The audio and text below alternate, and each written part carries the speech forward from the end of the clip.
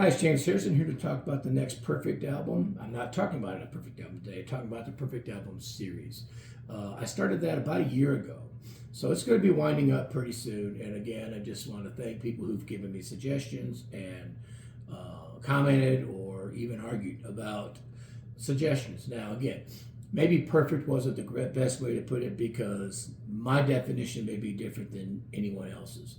However, these are albums that I enjoyed. I know when you enjoy a particular band and you like that band, you could almost say that all their albums are perfect. But I tried to whittle it down somewhat.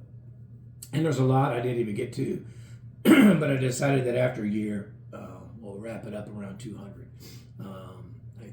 We're about 185 right now, and actually, there's probably more than that because there were times where I put two albums up on the same day from the same band. But anyway, we'll wrap it up pretty soon. Again, just the explanation. I did not include live albums. I did not include greatest hits albums. I did not include collections or repackaging, if you want to call it that. And I did not include movie soundtracks. And I also was kind of hesitant about doing concept albums.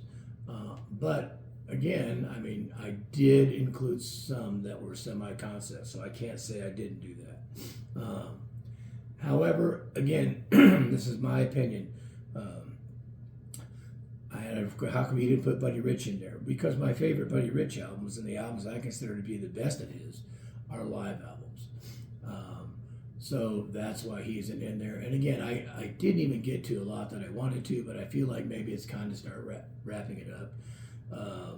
But it was enjoyable going back and re-listening to some of these things and going with it. And like I said, there's a bunch I'm not even going to get to that I could. And I'm sure people will chime in with suggestions and whatnot. But the point was, a lot of what I like is driven by the drums more so than the lyrics or even the melodies sometimes, although I'm a sucker for a good melody. So that was the basis for doing the perfect albums. And like I said, I've already shot several of them, and I'll just post the videos. But I will be wrapping it up fairly soon, just because I feel like it's served its purpose for a chance for me to talk about some of them, and maybe once in a while I'll listen to one and go, wow, and I'll talk about that or something like that. I'm going to be starting a couple of other series coming up soon.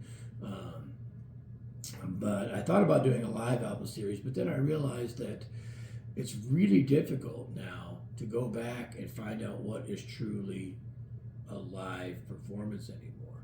And they capture it and leave it at that. So much of it now goes into some kind of post-production where it's often re-recorded or fixed, if you want to call it that. They come in and re-record some of the things and mix a audience sound with it, and even some that I consider to be staples of my life of being fantastic live albums.